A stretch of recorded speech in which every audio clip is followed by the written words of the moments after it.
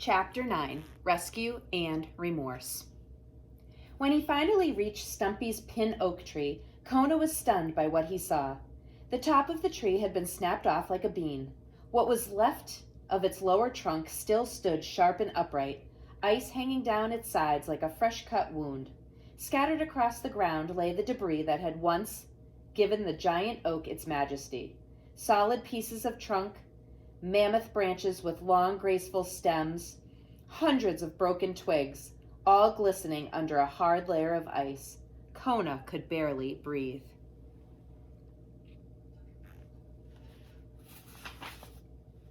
For a moment, he simply closed his eyes. Then he whispered, "Stumpy?"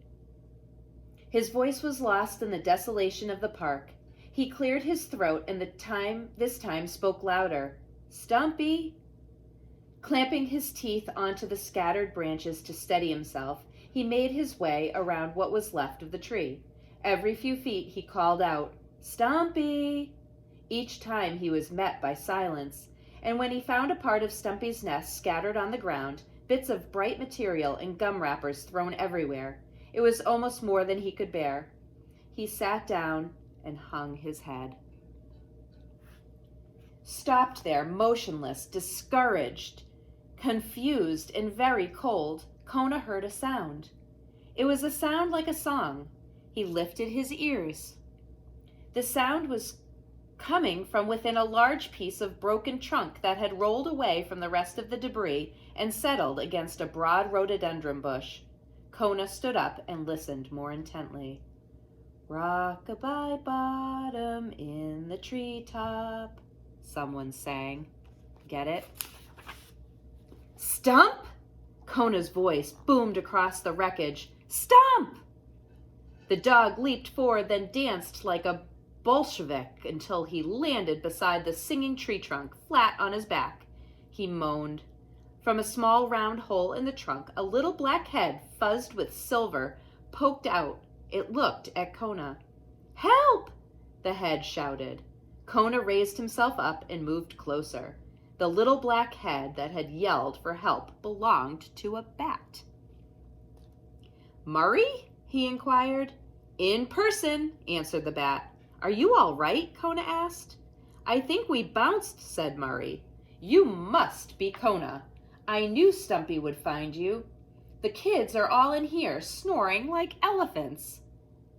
"Stumpy didn't find me," said Kona. "I came on my own." "You did?" asked Murray.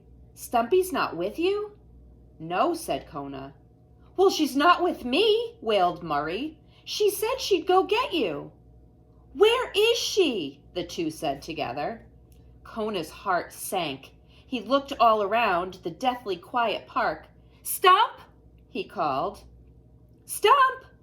"Oh, whoa," said Murray, shaking his head. "She said she'd find you, and you could help us. Now she's disappeared. Oh, whoa." One of the babies inside the hole began to cry. Another sneezed. "These kids are freezing," said Murray. He went back inside the hole to wrap them in his wings. Kona was torn. He had to look for Stumpy, but where had she gone? She had never been to his house.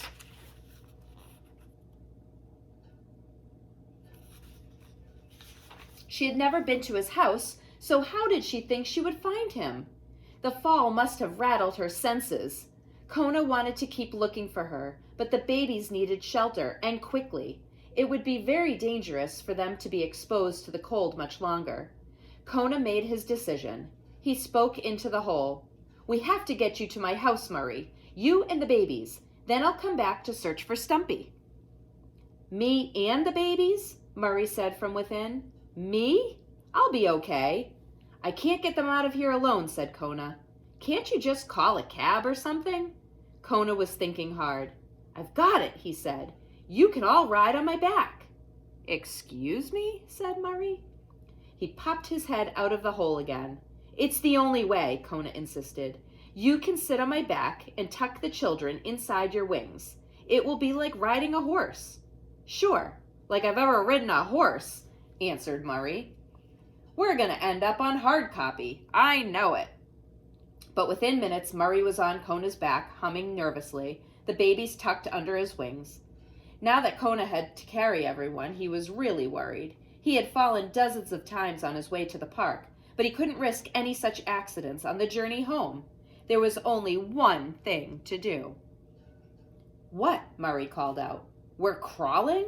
We're going to crawl? Gee, maybe we'll get there by September." "We'll make it," said Kona. "Just hold tight to those babies." "Ouch!" Murray yelled. "Ouch! Doesn't Stumpy ever feed these kids?" It took Kona an hour and a half to make what was usually a 10-minute walk to his house. It was a good thing he was a Labrador retriever. Labradors can withstand very cold temperatures and great pain, and only a dog like Kona could have made the grueling journey home.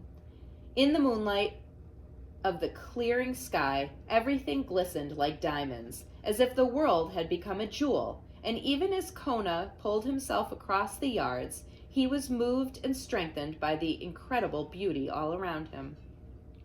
He might even have forgotten that the others were with him had not Murray yelled, "Giddy up!" every 5 minutes.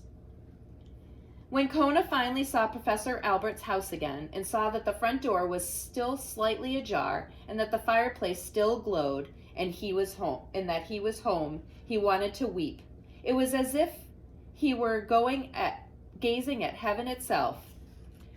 When Kona turned into the yard, Murray knew too. They had arrived. "Yippee!" he yelled. Kona struggled up the icy steps, then cautiously put his head inside the door. Professor Albert still lay snoring on the sofa. "Welcome back, dear," Gwendolyn said softly. Kona walked into the room and gently lay down on the floor. Murray scooped the babies up and hopped off. "Wow," said Murray. "Look at the size of that television. Did I tell you I love Jeopardy?"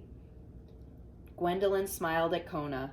"A remarkable dog," she said.